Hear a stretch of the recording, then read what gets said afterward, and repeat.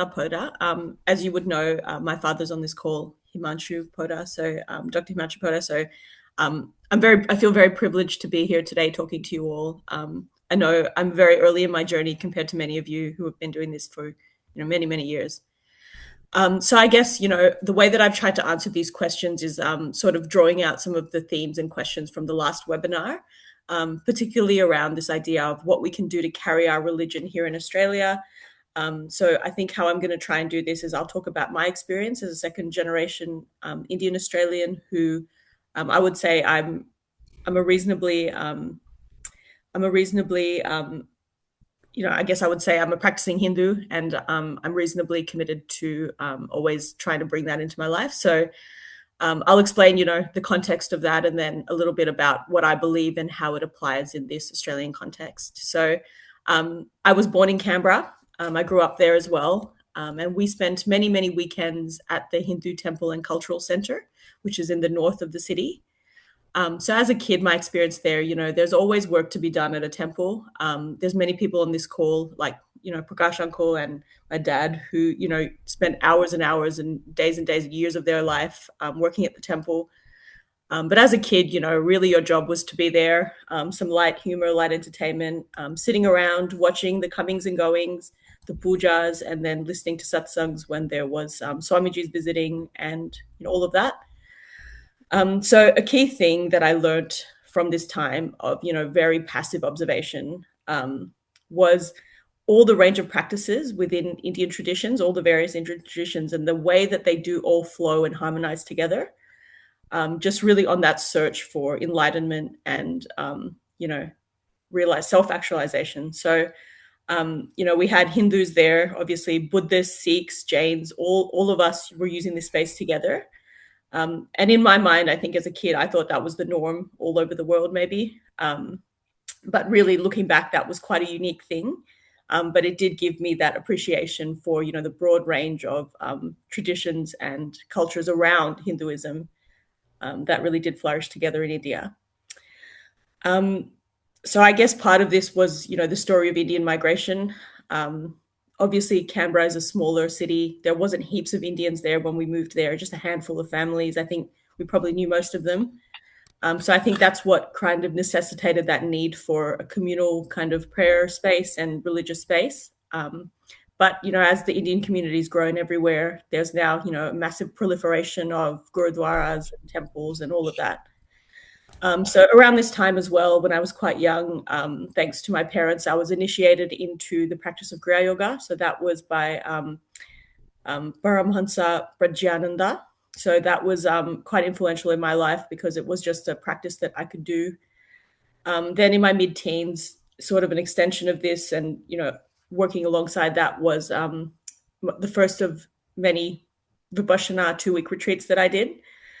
So obviously that's steeped in the Buddhist practice. But, what I would say is like all of this. So listening to satsangs, practicing meditation, and just watching the way that so many Australian Indians carried their religion and their ideas into this new homeland of Australia. It made me really curious about wanting to seek out an understanding of some of these things on first principles from myself and, reading some texts and stuff like that. So because of that curiosity, I decided I wanted to study Sanskrit at university. So I went and studied Sanskrit and Indian history alongside, the more practical economics that I could get a job with. So to some extent, I'm really grateful that I got that experience to learn Sanskrit at university. And, none of this is like an indictment on teaching Sanskrit in the West or my professors. They were all great. But it did really show me how Western culture can really strip away the religious aspects of many things that we hold very dear as Hindus. And, we see this all the time. It's been discussed about yoga, meditation, commercialization of these practices. So, to be very fair, I don't think that that's a bad thing. I think that people should have exposure to ideas from Sanskrit texts. People should be able to meditate without having a philosophy guiding them. It's all very good. But it is like a real call to action for us Hindus that, we can't forget those philosophies and those ideas because everyone's actively kind of working against them. So yeah, we just have to hold it dear, be clear in our minds what we're trying to achieve, and go from there. So I would say as well, like for me, obviously, I'm at the very beginning of my journey. I have lifetimes of work yet to do.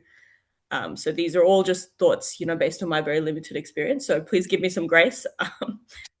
But yeah, I guess for me as well, I was very, very lucky growing up. Um, I had a family around me who really did think about things in a very deep way.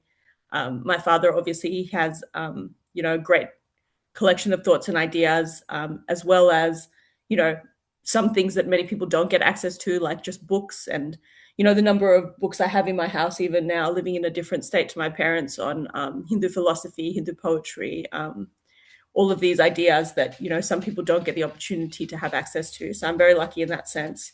But also, to talk about these issues with someone who understands the existential questions in life, but also sometimes those mundane ones that we need religion for. So I guess now the way that I think about Hindu philosophy is as kind of that journey that we're all taking to prepare ourselves for taking on divine knowledge. And really where that starts is to start to understand something. You have to give rise to an action. So what that means for me is giving rise to actions in my own life that give me meaning and purpose.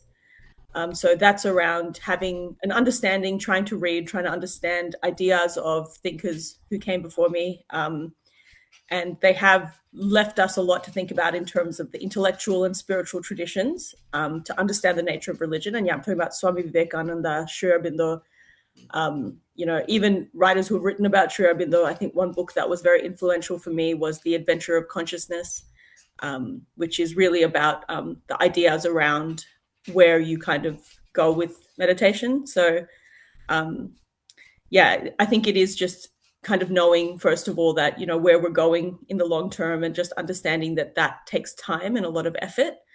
It's not just going to come overnight from believing something and then you're solved your problem. You have to read, meditate, reflect, and just continue deepening your understanding, as well as having the right people around you. I think that always helps, and that's what these kinds of groups are so good for.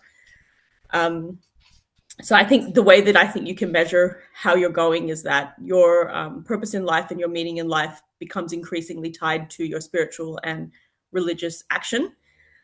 So that's over time, you kind of go from this rat race of living in this culture of, money, jobs, status, to kind of understanding that, my priority in life is my spiritual knowledge and my deepening understanding of the reality of myself and the world. So I think that's a very calming and important cornerstone to what I do and how I live my life.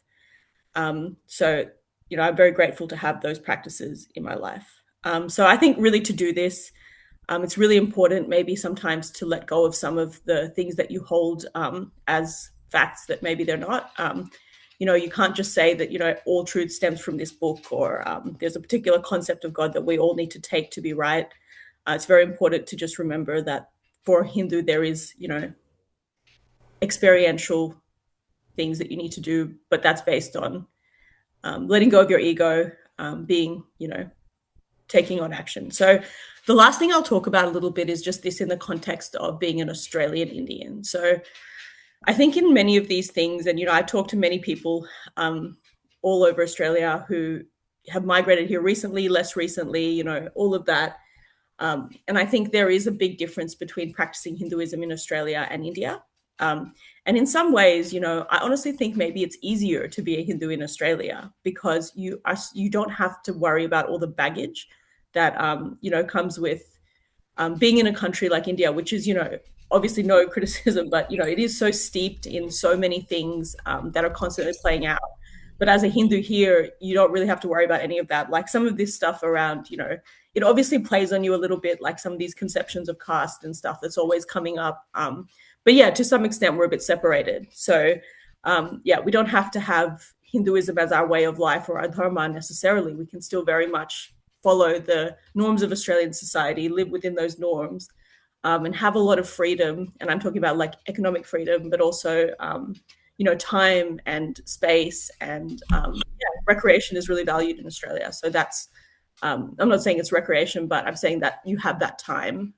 Whereas I think that's not always the case. So yeah, that's kind of where I'd like to end this.